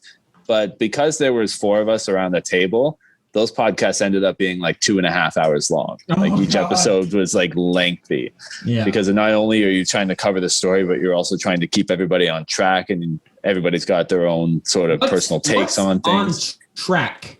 What does that mean? What, on track? Like on the train track, but the train doesn't fall off the tracks. I'm implying that we don't really have a track. Yeah. Oh, okay. Yeah, we don't. I mean, we're like Candyland map, fucking all over the place. Exactly. Yeah, no, that's okay. I will say, I love your podcast. It's very easy to consume. I love your viewpoints on everything and your take on everything, and what you have to, what your input is towards these topics. I will admit, though, I haven't watched the last episode or your most recent episode. Because I saw that in the description, it has to do with the finale of WandaVision. And I haven't started it yet, and I know I really should, but I'm kind of like holding off and waiting. And so like, that's kind of why I'm probably going to skip that episode, to be honest, for a while until I feel like it. I should start putting disclaimers too before I have discussions, because sometimes I won't even think about the audience. I'll just start having it I'll just start rambling off my thoughts. You do put discussing the WandaVision finale. I feel like that should be key enough if people don't. But I really feel like I should put like a time frame in there, like skip ahead to this time in the podcast to avoid getting something spoiled for you. I mean, it's probably easier. You say, guess what? Haha, you say it right then. I think it's easier for YouTube. It's easier to do that for YouTube, to put the timestamps in, but I just never really thought to do that, and I'm just lazy as fuck. Like, hey, I don't blame you, but I mean, I that's the only reason I haven't watched that, because I've already seen a little bit. I saw enough to know what's going on because of the comics. I've read the comics, and I know when he goes into that white blue skin type deal, and so I was like, oh, like I need to watch it and see how they in the MCU universe like brought it to that point. I want to make sure it's good with the comics. But I don't know what all happened in between then, and I'm anxious. That's okay. And I won't mention anything to you, but I'll tell you this. This was probably the first series that I was invested in watching like every week that I didn't spoil for myself before watching an episode. Because a lot of times, and I think it is part, in fact, through my like journalism background, and also just wanting to kind of be involved in a lot of the conversation taking place online, is sometimes I would just like throw myself directly into the spoilers after a movie or a show is released, just to find out all the information. And that way, when people start talking about it, or like at like lunch around the water cooler or whatever it is, I'm like, oh yeah, no, I read about that. And I'm like in with the conversations. Yeah. I think the one time that I actually got lucky in avoiding that was when Endgame came out. And I was lucky enough to be able to go and watch it like a day or two after it was released in the theater. And that was probably like one of the last like real theater experiences that we've had. That was just like, so we got to get you on like a red carpet premiere. When you guys finally watched WandaVision? No, like for you, for anything in the future, we got to get you on a red carpet premiere so you can talk about it before any other podcast. Oh, okay. Yeah. We're gonna make it happen. Boom. I mean, all right. So like you said, you come from a journalist background. I know we're wrapping up here, but yeah, I do want to mention the fact that your dad is actually a podcaster. He is, yeah. Just something he does. You want to explain that? Yeah, so he hosts 2 podcasts right now, and they're not on like a set schedule. They just kind of release whenever he feels like it. So one is called the #Key to Travel, and it's like Key, like my last name. And that's just like a travel podcast, which ironically he started releasing episodes like once the world locked down. So it's been kind of hard for him and his wife to do those episodes. And then he just started a new one called The Next Phase with Steve Key, which is his post-retirement podcast. And he's sort of using that as his platform to talk about retirement, give tips for people in like the media relations, communications field, that sort of thing. Because he worked in media relations all his life. And that's kind of like, I almost sort of followed a similar path to him in that way. And you could argue if you were to listen to his podcast, like our voices are very similar sounding too. Mm-hmm. A lot of people think that like when the two of us talk, we sound very much alike. Yeah. Well, I mean, dude, and for our listeners who can't see, you're on these like the regular Apple earbuds with like a talk. You have a fucking golden radio voice because you sound pristine as shit. Thank you.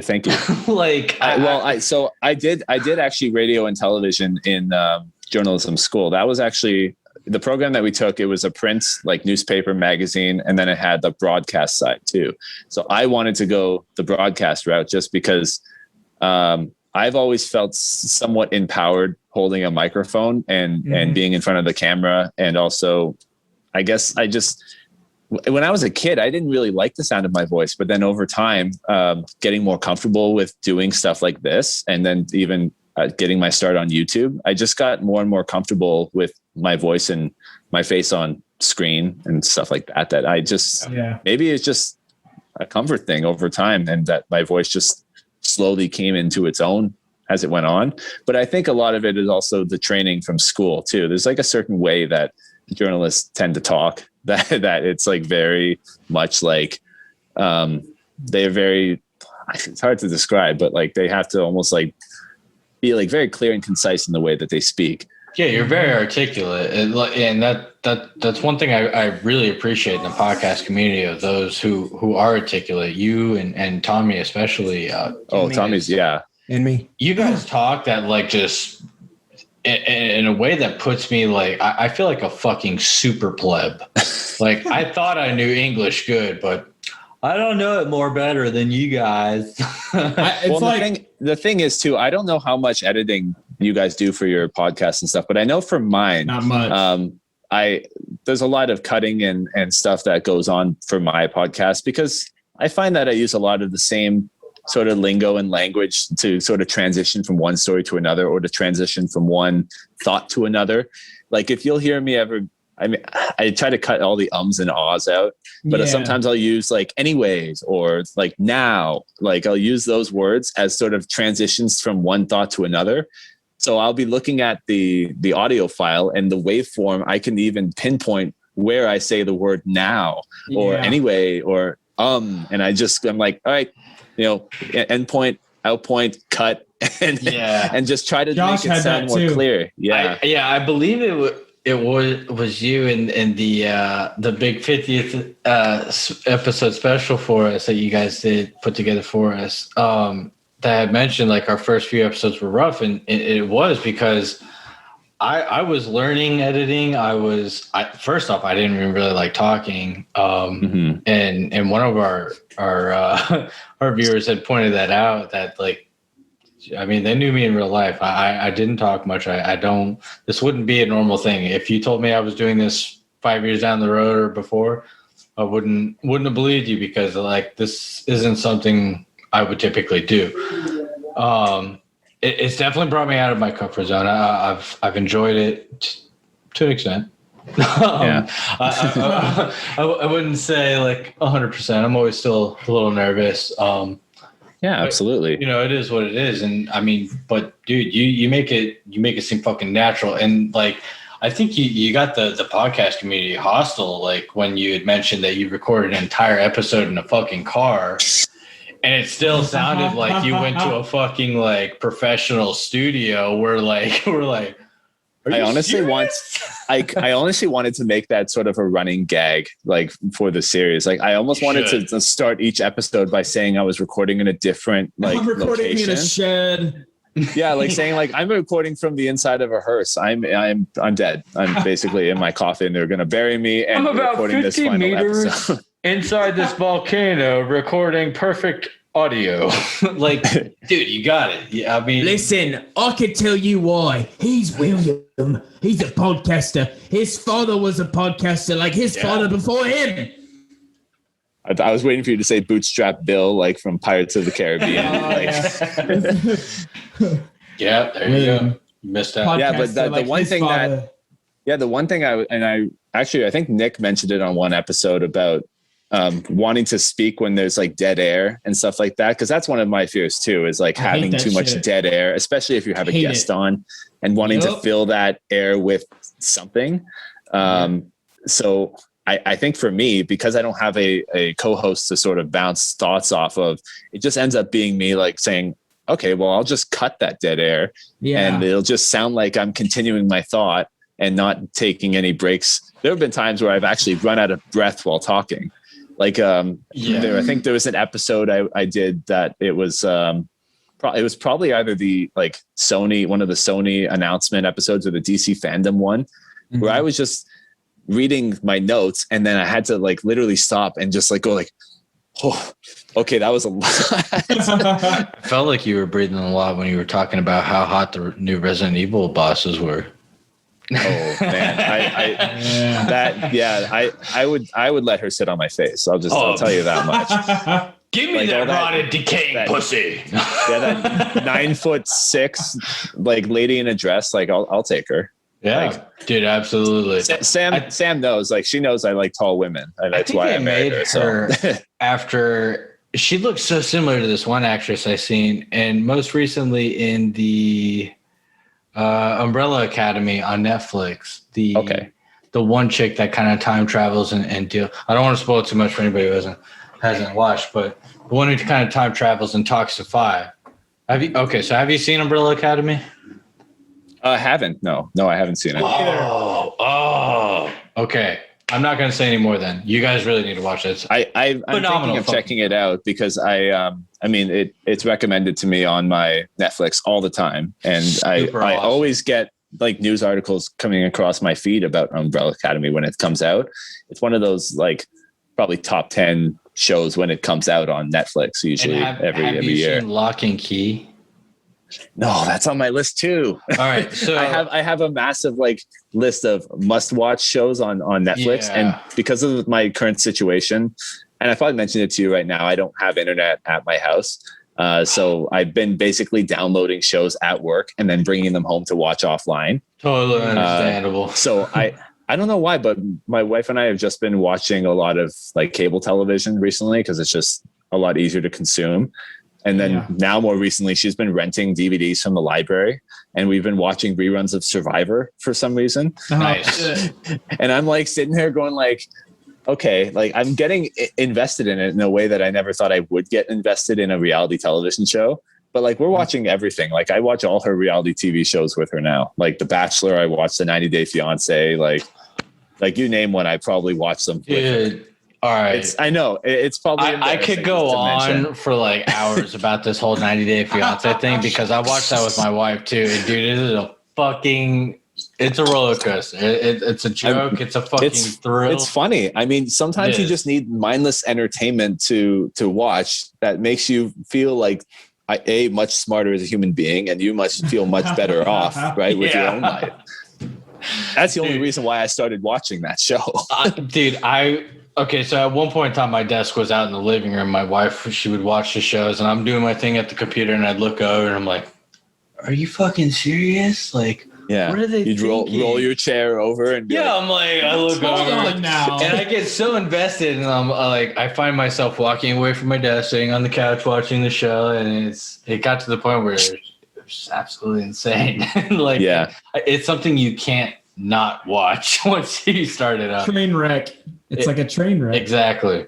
Yeah. And like I mentioned, like that, and she now roped me into like watching The Bachelor and The Bachelorette and stuff like that. Yeah. And even with this most recent season, like she's watching it, but then like there's I get emails for this like fantasy pool thing that you can take online to win prizes. It's like, vote for the girls that you think are going to get roses at the end of the night and stuff. And I'm like, I'm all in that. Like I got my favorite girls for the week. Like that bitch ain't getting a rose. She ain't putting out early. It's almost like a it's like a fantasy draft thing, right? But it's okay. So I've got these 4 girls. These are my girls. If one gets voted off, then I have to find somebody else. Like it's insane. I don't know how she managed to rope me into that sort of thing. But in turn, I also roped her into watching like superhero movies and shows and stuff like that. So I think we just over time grew to kind of appreciate each other's content. She still hasn't figured out this whole podcasting thing. She doesn't really understand like how it works, and doesn't understand that like when I'm on my phone more, it's because I'm in the Discord chat talking to people. Like, it's that kind of goes over her head. If she's in the car, she has to be listening to music. So a podcast is like outside of the realm of possibility. My wife does not like talk radio or podcasting. She gets it, but she doesn't like it. Yeah, it's not her thing. And same with like my wife does not watch reality TV. She never has. Doesn't like it. We watch a lot of we watch comedy and like you watch all the crime shows, all the action shit. We watch action shit like dudes getting their heads blown off and stuff like that. And then we also watch a lot of like the medieval war TV shows, like the Kingdom, like The Last Kingdom. I love The Last Kingdom. And Vikings. We watch that shit. If like a new season of like Vikings or The Last Kingdom, we eat that shit up, and we watched the whole thing in like 4 days, 5 days. Yeah, so we bought my father-in-law all 8 seasons of Game of Thrones because he really wanted to watch Game of Thrones, and so he basically would spend nights like binging episodes, and we were just sitting there waiting for him to finish watching the DVD, so we would borrow them from him because we've only watched as far as like midway through season 2. Wow. And of course, me being me, I've had some moments spoiled for the show because I've kind of I've been a little too curious. Damn social media. You can never escape it. Oh, he searches for it. I do. Sometimes I know exactly what I'm doing. So. Yeah, I'll be honest. I've searched ahead a few times on a few shows. I'm like, I need to know what happens like now. Well, it was like that. And I think even with like Walking Dead, like if I missed an episode and then they'd have an article that's like, all right, so who died this week? And I'm like, do I really want to read this? Like, okay, fine. I'll read it. But have you read the comics of Walking Dead? I haven't. No. They are extremely, so much fucking better, but also extremely different from the actual TV series. Like it's very interesting to see what they change and kind of understand why they change it for whatever. And some stories they'll use some stories for different characters than they would have for the comics, right? Like I think the one example I can think of is there was the character Andrea that I think died partway through season like 3 or something, and her character lasted longer, I think, in the comics, right? Daryl doesn't exist in the comics. Yes, exactly.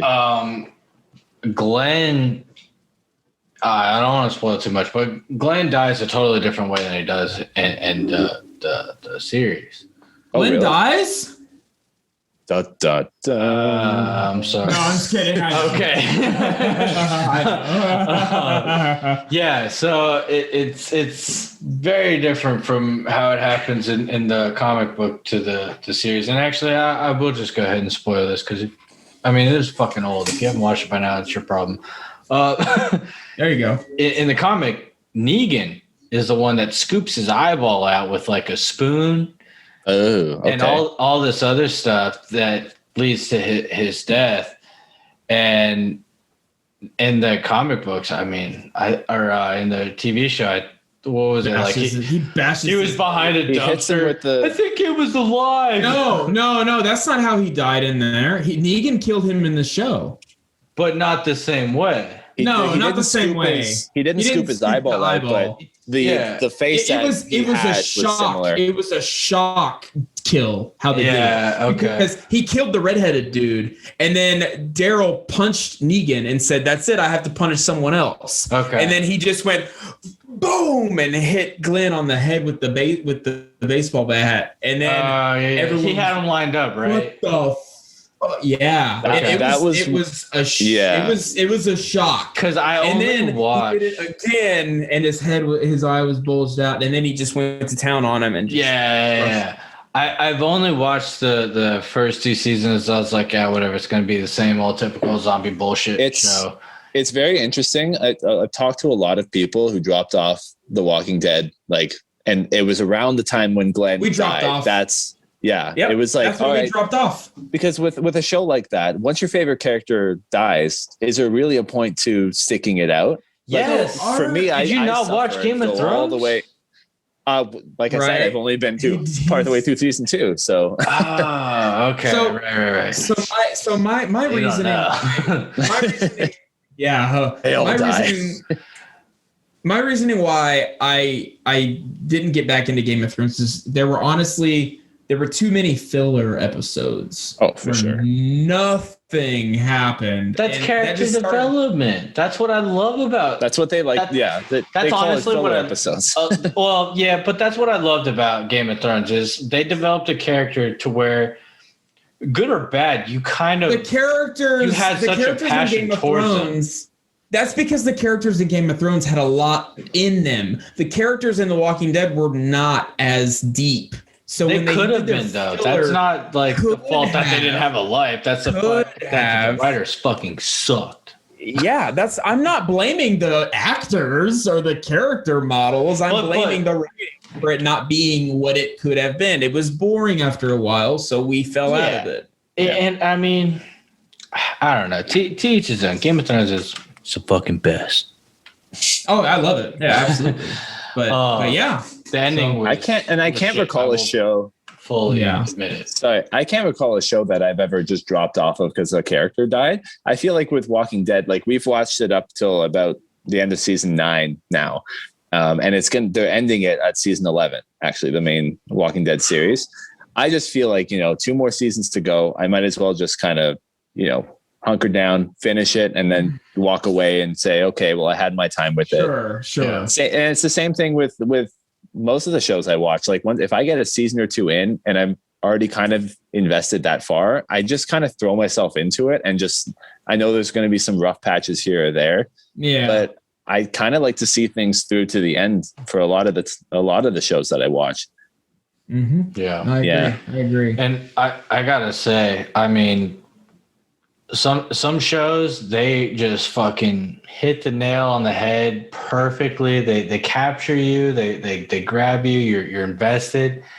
And there's some that will kind of keep you on that hook, but they don't fully have you. And then I think they kind of just like lose themselves at some point mid season, and they don't know what their goal is. And you kind of, because they're so faded out and not sure what they're wanting to towards their main goal, you kind of just lose interest and you end up not getting into it.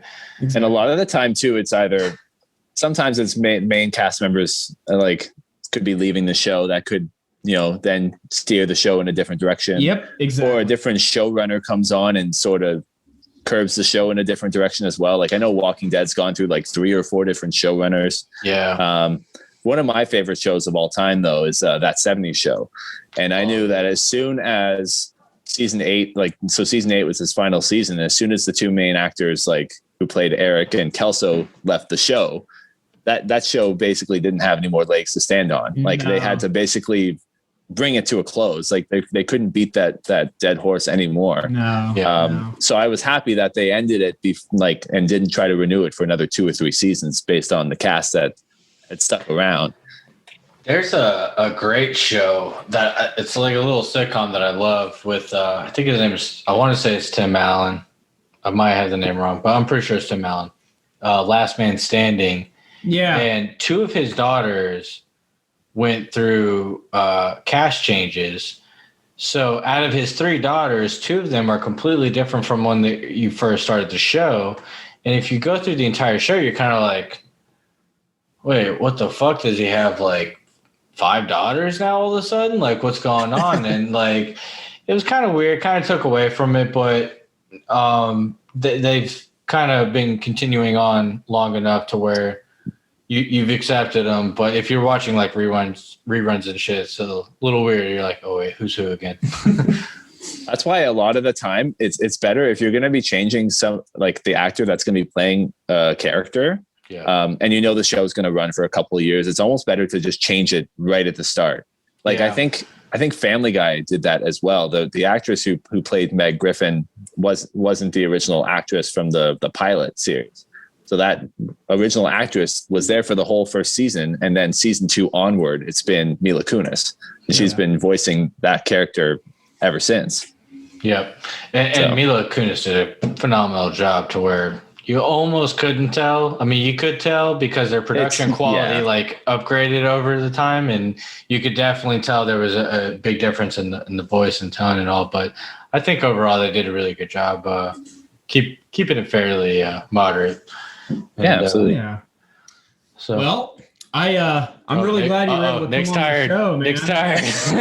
I've been tired. But, oh man, I was trying to see how long we can keep you and get you paid for being on our show.